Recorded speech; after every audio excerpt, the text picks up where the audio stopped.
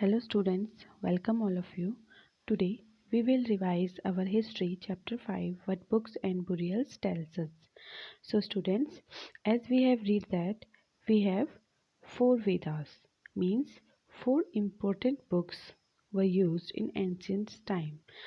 They were known as the most knowledgeable books. So they were called Vedas. So there are four of them: the Rig Veda, Samveda, Yajurveda, and Atharveda. The oldest Veda is the Rig Veda. This was composed about 3500 years ago. Okay, the year is also very important, means Rig Veda is composed about 3500 years ago. कब लिखा गया था ये? 3500 years ago. The Rig Veda includes more than 1,000 hymns. Hymns means some types of shloka. Shloka, yeah, well said, is also called Shukta. These hymns are in praise of various gods and goddess. So, three gods are especially important at that time. That was Agni, means fire. Agni means the god of fire. Indra, a warrior god. And students, Soma. Soma, a plant from which a special drink was prepared. Okay, so these three gods were very important at that time, and in Rig Veda, uh, all the suktas and all the shlokas were written about these three gods in praise of these three gods. So the hymns were composed by sagas. Sagas means ऋषि. तो सैग्स जो होते हैं हमारे सैगिस, वो इनको लिखते थे हाइमेंस को, ऋषिस. Priest taught student to recite and memorize each syllable, word and sentence bit by bit. Students, what was the syllabus at that time? The student have to learn all the Vedas as it is, means they have to learn Vedas, each syllable, word, sentence and bit by bit. So their teacher, that priest was the teacher at that time. Priest means जो उनके पंडित होते थे वही उनके teacher होते थे. So the priest taught student to recite and memorize each syllable, word and sentence bit by bit with great care. Most of hymns were composed, taught and learned by men. So most of the hymns were composed by the man, but a few were composed by women. So the Rig Veda is an old and Vedic Sanskrit which is different from the Sanskrit you learn in. तो किस language में लिखा है? The Rig Veda is written in old and Vedic Sanskrit, not that Sanskrit which you are learning in school those days. The Vedic Sanskrit is more different. So Sanskrit and other language. Let's do some comparison with Sanskrit with other language. So as you know, Sanskrit is a part of family of language known as Indo-European.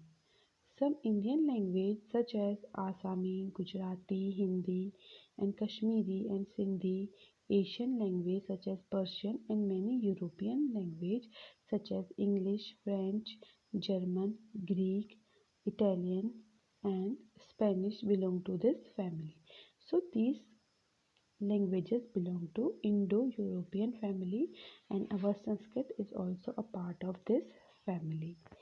Okay, so what is, they all are called a family because they originally had words in common. So which languages are called a family? Okay, means किनको हम एक ही family में include करेंगे, किन language को? So we will include some languages in a family, okay, which have, means they which have originally had some common words. Okay, so they are called a family because they originally had common words. Okay, so take the word, like for the example, let's take a word matra. Sanskrit में बोलते हैं mother को मात्र. Ma in Hindi and mother in English. So these are some common words we can say. Do you notice any similarity in the words? Other languages used in the subcontinent belong to different families. Okay, Indo European families के अलावा Indo European language जो हमारी है उसके अलावा other languages are also use in the subcontinent belonging to different families. तो south में different languages use होती थी. For instance those used in the northeast and belong to the Tibeto-Burman family. Okay, so which languages are used in the northern east part of India? So these languages belong to the Tibeto-Burman family. Tamil, Telugu, Kannada and Malayalam belong to Dravidian family, and the language spoke in Jharkhand and parts of central India belong to the Austroasiatic family. So you have to remember this name of these linguistic family. Okay, so first one is this Indo-European family.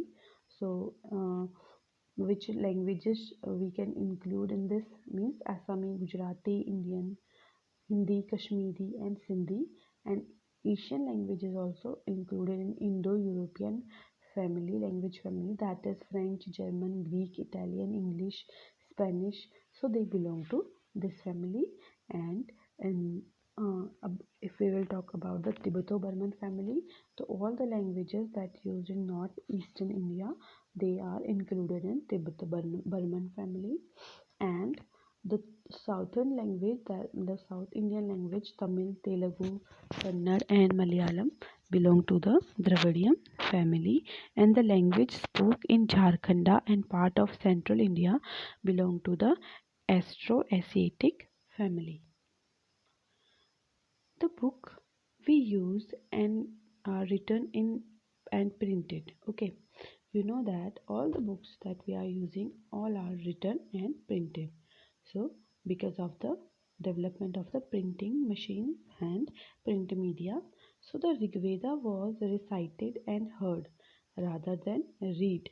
Okay, because printing machine was not invented at that time, so all the Vedas are handwritten, they are manuscript. So it was all the Vedas were written down several centuries after it was first composed and printed less than 200 years ago.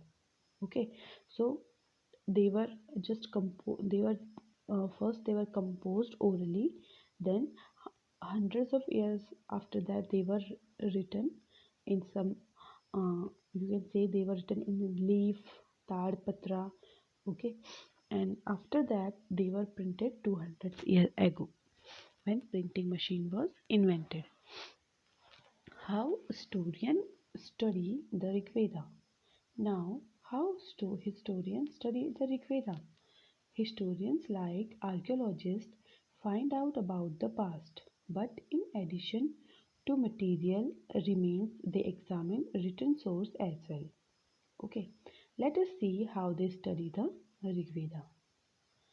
Some of the hymns in Rig Veda are in the form of dialogues. Okay, as we have discussed that Rig Veda are some well said, or we can say hymns or shloka, but some of them are written in the form of dialogue, means the conversation between some peoples. So this is part of one such hymn. We will read a dialogue between a saga named Vishwamitra and two rivers. यानी कि विश्वामित्रा और दो reverse के बीच की जो conversation है वो नीचे एक बॉक्स में है, उसको हम रीड करेंगे. That is the river name is Beas and Sutlej that were worshipped as goddess. Okay, in the Vedas Byas and Satluj river were worshipped as the goddess. So now we will read the conversation between the Vishwamitra and the rivers. Vishwamitra, O rivers, come down from the mountains like two swift horses, like two shining cows that lick their calves. You may look chariots to see. Through the power of Indra, you are full of water and wish to unite with one another. The rivers, Now rivers are replying, we who are full of water move along the path the gods have made for us. Once we start flowing, we cannot be stopped. Why do you pray to us, O Saga? Then Vishwamitra replies, O sisters, please listen to me. The singer who has come from a distance with his chariot and cart, let your water not rise above our axles and the and we can cross safely the rivers. We will listen to your prayers so that you can cross safely. Means Vishwamitra was praying to the rivers to for the crossing the way safe, and the rivers accepted his prayers. Historians point out that this harmony was composed in the area where these rivers flow. They also suggest that the saga lived in a society where horses and cows were valuable, valued animals. So, like this, historians make some conclusions by reading the ancient text. That is why the rivers are compared to horses and cows. Do you think chariots were also important? Students, chariots means rath. रथ जो है उस time बहुत importance होते थे they were very important so what was the reason because the kings and the people used them as the medium of transport and for the wars also. Wars means there were wars for the land, for the cattle, so they used them in the wars also. Other rivers, especially Indus and its other tributaries and the Saraswati, are also named in the hymns in the Rig Veda, but the Ganga and Yamuna are named only once here. Now, what was the importance of cattle, horses, and chariots at that time? The importance of these animals. So there are many prayers in the Rig Veda for cattle. Rig Veda में cattles के लिए बहुत सारी prayers लिखी हुई हैं for the childrens also specially for the sons and horses horses were yoked to chariots that were used in battle which were fought to capture cattle. Battle were also fought for land which was important for pasture and for growing hardy crops and ripened quickly, such as barley. Some battles were fought for water and to capture peoples. Means some things that were very important at that times were mainly, especially sons. There were prayers for the sons also, and for the horses also, for the yoked and chariots also, battles because these chariots were used in the battle for fighting and battles were also fought. And what was the cause of the battle at that time? People were fighting for the land, for the important pasture and for growing hardy crops that ripen quickly such as barley, and some battle were fought for water and to capture people also. Some of the wealthy that was obtained was kept by the leaders. Some wealthy people were kept as the leader. Some was given to the priest and the rest was distributed amongst the people. Some wealth was used for the performance of yajnas or sacrifice in which offering were made into the fire. These were means for god and goddess. Offering could include ghee, grains, and in some case animals also.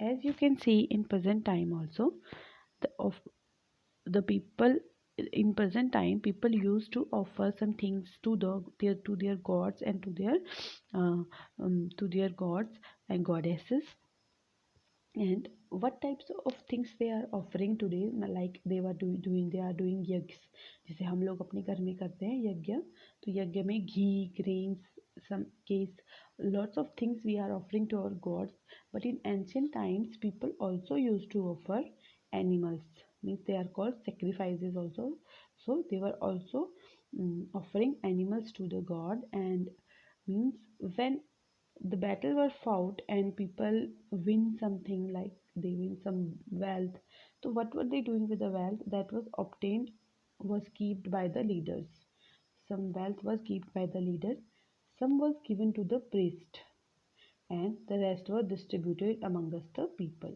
Okay, so some wealth was used for the performance of yajnas.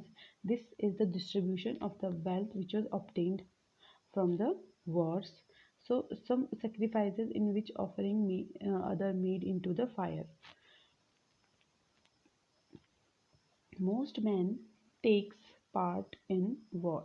So most of the men that took part in these wars, and there was no regular army at that time, but there were assemblies where people met and discussed matter of war and peace. They also chose leaders who were more brave and skillful warrior. How the leaders were chosen at that time? At that time, they choose leader who were often brave and skillful warriors. So their leader must be brave and skillful. Words to describe peoples. Now there are some words to describe the work of the people. Like there are several ways of describing people in terms of the work they do. The language they speak, the place they belong to, their families, their communities and culture practice.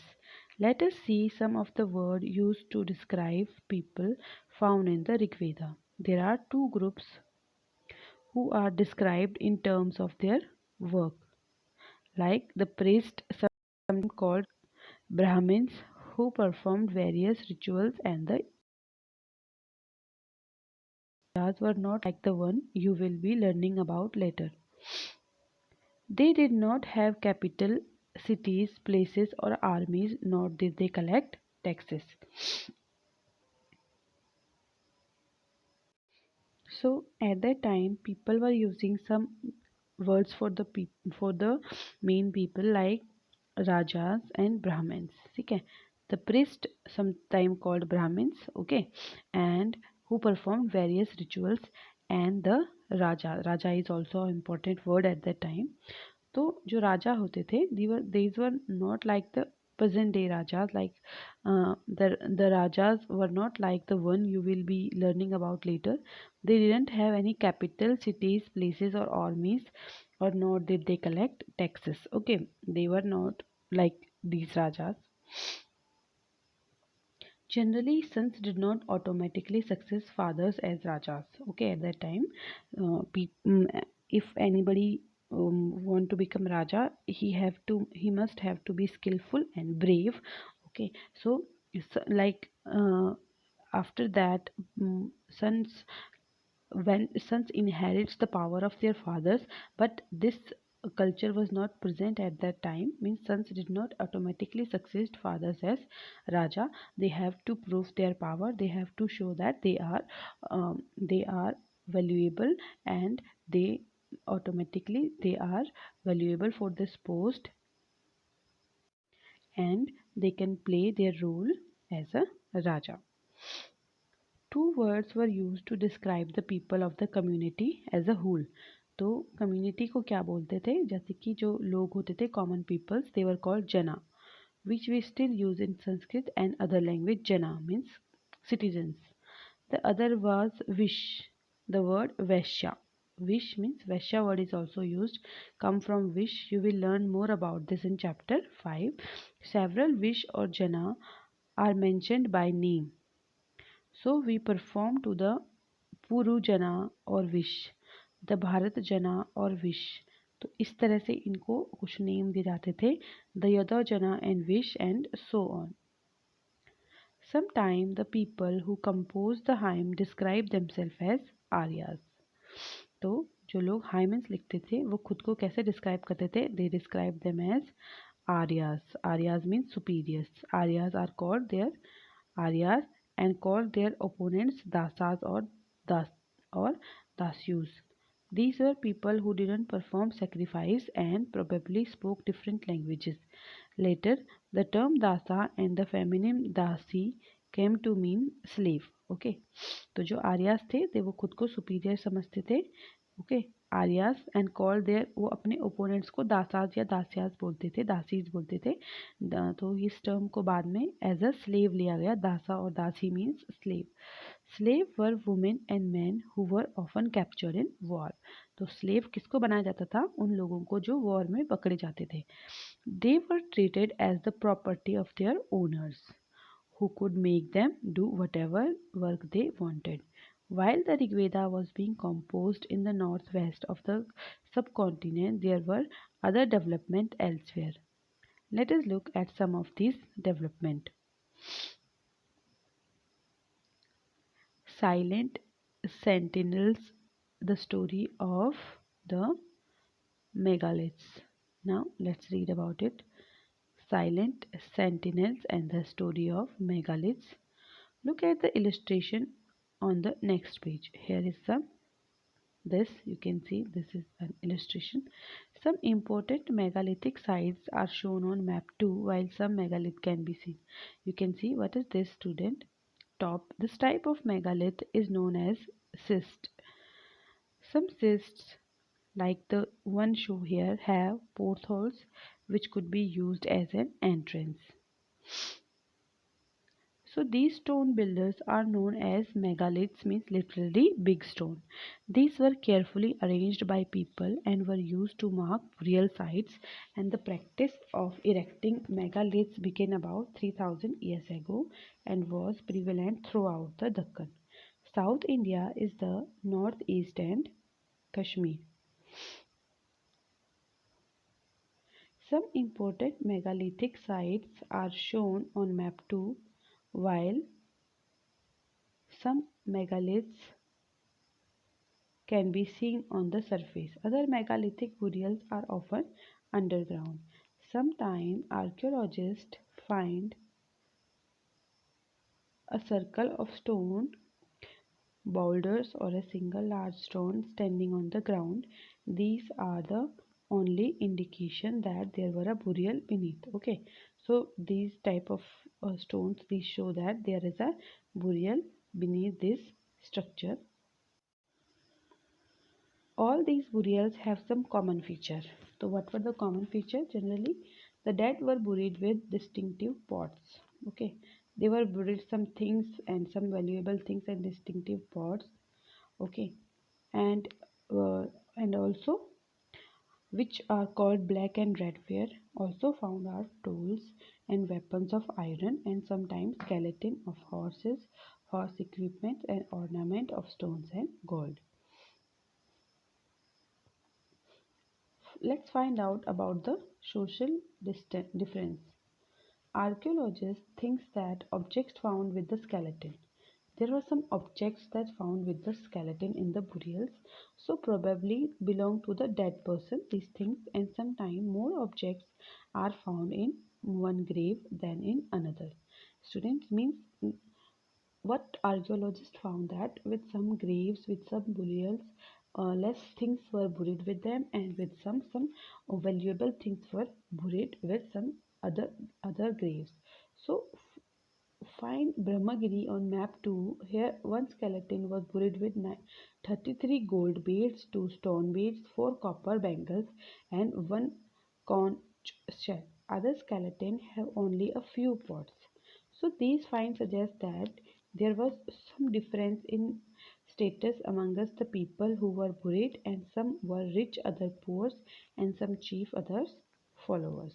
Okay, so जिन लोगों के साथ ज़्यादा चीज़ें जो है उनके साथ उनके बुरियल्स में उनके साथ रखी है उनके ग्रेव्स में देवर कंसिडर्ड रिच, एंड जिनके साथ कम रखी गई हैं देवर कंसिडर्ड पुअर और followers. More some burials sports for certain families. Sometimes megalith contain more than one skeleton. These indicate that people perhaps belong to the same family were buried in the same place though not at the same time.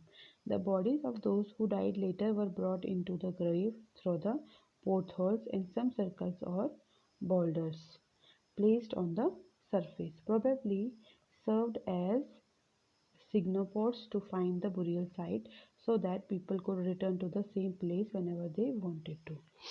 Means uh, in some places more people were buried in same place. Means sometimes megaliths contain more than one skeleton. Okay, तो इसका मतलब क्या है कि वो सभी एक ही family के होते थे. तो जब किसी की डेथ हुई उसको वहाँ पे उसको उधर बुरी किया गया, तो he was buried there, and after that when another people died of the family they were also buried in the same place. A special burial at Inamgaon. Let's read about it. Inamgaon.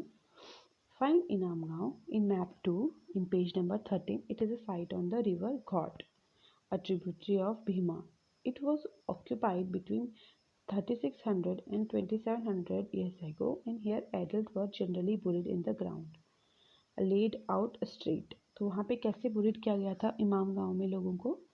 उनके head were towards the north. Sometimes burials were within the houses. Vessels that probably contained food and water were placed with the dead. One man was found buried in a large four-legged clay jar in the courtyard of a five-roomed house in the center of the settlement, and the house also had a granary. The body was placed in the cross-legged position. So these were the style of burying at that time. So maybe this was the body of a chief, that's why this was put in a special position. What skeleton studies tell us? It is easy to make out the skeleton of a child from its small size. However, there are no major difference in the bones of a girl and a boy. So how archaeologists found that if the skeleton is of a boy or a girl? Can you make out whether a skeleton was that of a man or a woman? So sometimes people decide on the basis of what is found with the skeleton. Skeleton के साथ जो चीज़ें मिलती हैं उनके basis पे ये define होता है कि वो किसका स्केलेटन है. For instance, if a skeleton is found with jewelries, it is sometimes thought to be that of a man's skeleton. However, there are problems with this. Often men also wore ornament, okay, because men also wore ornament, so it could become a problematic situation that how they can define the sex of a skeleton. A better way of figuring out the sex of a skeleton is to look at the bone structure. Means the hip of the pelvic area of women is generally large to enable childbearing.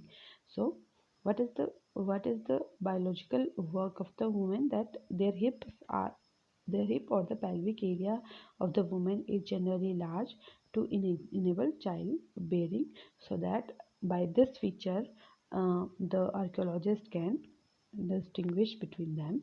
So these distinctions are based on modern skeletal studies. About 2000 years ago there was a famous physician named Charka. चरका जो थे वो एक famous physician थे who wrote a book on medicine known as the चरका संहिता. चरक जो है वो एक type के, जैसे अब डॉक्टर होते हैं इस टाइम पे, तो उस टाइम पे वो एक ऋषि थे, मुनि थे, बट वो एक फिजिशियन भी थे. चरका, उन्होंने बुक लिखी है Charaka Samhita, and there he stated that the human body was 360 bones. उन्होंने लिखा है ह्यूमन बॉडी के 360 बोन्स होते हैं, but in present time we just say that कि 206 बोन होते हैं. So this is a much larger number. Charaka ने बहुत ज़्यादा बता दिए. तो हाउ वो ज़्यादा कैसे हो गए? Then the 200 bones that are recognized in modern anatomy, Charka arrived to this figure by counting the teeth, joints and cartilage also. चरका ने क्या रखा है? चरका ने joints, teeth और कार्टिलेज को भी हमारे बोन्स में इंक्लूड किया है. दैट्स वाई उन्होंने 360 बोन्स बताए हैं. How do you think he find out about human body in such great details? Means we can see that people were studying the human body also at that times, and the knowledge of this was very often for the people, and they were studying this also. Occupation at Inamgaon. Archaeologists have found seed of wheat, barley, rice, pulses, millets, peas, and sesame, bones of a number of animals, many bearing cut marks that show they may have been used as food, have also been found. So these include cattle, buffalo, goat, sheep, dog, horses, egg, pig, shambar, spotted deer, and black buck, antelope, hare, and mongoose. Beside birds, crocodile, turtle, crab, and fish, there is evidence that fruits such as ber, amla, jamun, dates, and variety of berries were collected at these places. Let's read this paragraph also elsewhere. Find China in your atlas. You know that where is China? In the northern hemisphere. Around 3500 years ago, we find some of the first evidence of writing in China. These writings were on animal bones. So these are called oracle bones. ठीक है. China's में भी कुछ writing के कुछ हमें proof मिले हैं, तो जो कि 3500 ईयर्स ओल्ड थे, लाइक हमारे ऋग्वेदा की तरह. But these evidence are written on the animal bones पे लिखे हुए हैं चाइना में, जिनको बोला जाता है oracle bones, because they were use to predict the future.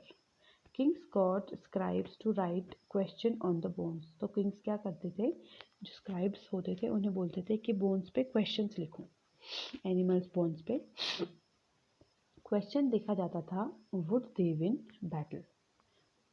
So would the harvest be good, and would they have sons? So these types of question were asked and scribed in the bones, and the bones were then put into the fire. उसको आग के ऊपर रखा जाता था and they cracked because of the heat. Bone क्या हो जाती थी, crack हो जाती थी, and with the cracks, the fortune teller studied these cracks and tried to predict the future. As you may expect, they sometimes made mistakes.